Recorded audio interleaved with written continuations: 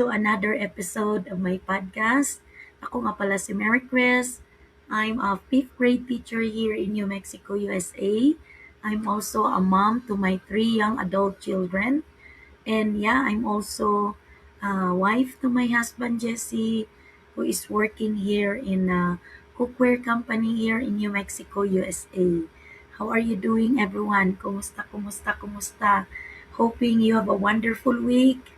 And yeah, for me, I just finished my 4 day school week as a teacher, teaching kids. And the good news is this school year, we already have like 4 day school. So meaning to say we just come to school for 4 days. So yeah, I think it is really nice because yeah, for one day, yeah, uh, I have one more extra day. So that's the good thing of a 4 day school week. So I'm enjoying it. Yes, I'm tired, but it's okay because that is still a blessing because we only go to school for 4 days. So yeah, I'm just so happy and grateful that you are here with me today, this evening. And yeah, before we start, I want to ask you a very simple question. Are you happy with the life that you have right now? Think of it for a moment.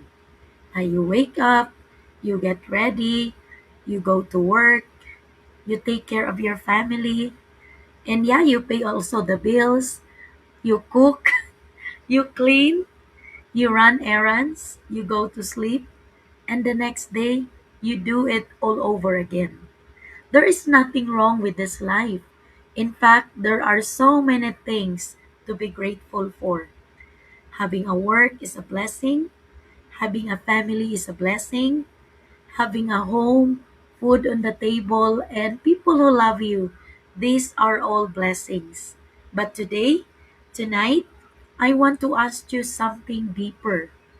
Are you truly content with the life, with your life right now, or have you simply stopped dreaming? Because maybe somewhere along the way, you became so busy taking care of everyone and everything that you forgot about the dreams you once had for yourself. So tonight, I want us to talk about that. This is not about being ungrateful. It is about being grateful for what you have, while still believing that that is more is possible. So wherever you are right now, driving, cooking, cleaning, walking, or relaxing maybe, stay with me. Maybe this conversation is exactly what you need today. So first, let me say this. Being content is a beautiful thing. We should appreciate what we have. Sometimes we spend so much time looking at what other people have that we forget how blessed we already are. We look online and see someone traveling, someone bought a beautiful house, someone started a business, someone reached a big goal, and suddenly our own life doesn't look good enough. I don't want that. I believe we should wake up and say, "Thank you, Lord, for another day. Thank you for my family. Thank you for my job. Thank you for my home. Thank you for the food. Thank you for my health. Thank you for every blessing, big and small." But here is something important. Being grateful does not mean you have to stop dreaming. You can love your life today and still want something more for tomorrow. You can be thankful for your career and still want to build something of your own. You can appreciate your home and still dream of another home someday. You can appreciate your current situation and still want to improve it. There is nothing wrong with that. Sometimes people think I should just be happy with what I have. Yes, be happy, be grateful, but don't use contentment as a reason to stop growing. There is a difference between being content and becoming comfortable. Contentment means I'm thankful for what I have. Comfort says I'm afraid to try anything different. But ask yourself, which one am I? So let me ask you another question. When when you were younger, what did you dream about? Did you dream about traveling? Did you dream about owning a beautiful home? Did you dream about having your own business? Did you dream about helping your parents? Did you dream about giving your children a better life? Did you dream about having more time for yourself? What happened to those dreams? For many of us, life happened. We grew up, we got married, we had children, we started working, bills came, responsibilities came, and slowly, our dreams moved to the bottom of the list. We started saying, hi, maybe someday, maybe when the kids are older, maybe when I have more time, maybe when I have more savings, maybe when I'm not so busy. And years can pass without yeah, while we keep saying maybe someday. I understand that because I am a working person too. I know what it's like to have responsibilities. I know what it likes to have a full schedule. But one thing I've learned is this. There is probably never be a perfect time. There will always be something to do. There will always be another bill. There will always be another responsibility. So if we wait until everything becomes perfect before we start working towards our dreams, we may be waiting forever. Sometimes we have to start with the life we already have. Start small, start slowly, but start. Now I want you to imagine something. Imagine your life 5 years from now. So if you continue doing exactly what you are doing today, where will you be? Will you still have the same routine? Will you be still be saying, I wish I had more time? I wish I could travel more? I wish I could spend more time with my family? I wish I had started something for myself? I wish I had more choices? This isn't meant to scare you. It's meant to make you think. Because sometimes we are so confused getting through today that we don't think about where today's choices are taking us. Ask yourself, if nothing changes in the next 5 years, will I be happy with where I am? If your answer is yes, that is wonderful. But if something inside you says, no, I want something different, listen to that feeling. Maybe you don't need to change everything. Maybe you simply need to start changing something. One habit, one decision, maybe one new skill, maybe 1 hour a day, or or maybe one small step. Small changes can become big changes when you keep doing them. I want you to give yourself permission today to dream again. Not your husband's dream, not your children's dream, not your friend's dream, your dream. What do you want? Maybe you want more flexibility. Maybe you want to travel. Maybe you want to spend more time with your children. Maybe you want to help your parents. Or maybe you want to build something that belongs to you. Or maybe you want to learn something new. Maybe you want to have more choices when you reach your golden years. Maybe you simply want to wake up one day and feel that you have more control over your schedule. Your dream doesn't have to look like somebody else's dream, and it doesn't have to impress anyone. It just has to matter to you. Sometimes We stop dreaming because our dream feels too big. We immediately think, how can I do that? I don't have enough time. I don't know how. Or maybe you told yourself, I'm too old. Or I'm not good with technology. Or maybe you said, I don't have experience. But here's what I have learned.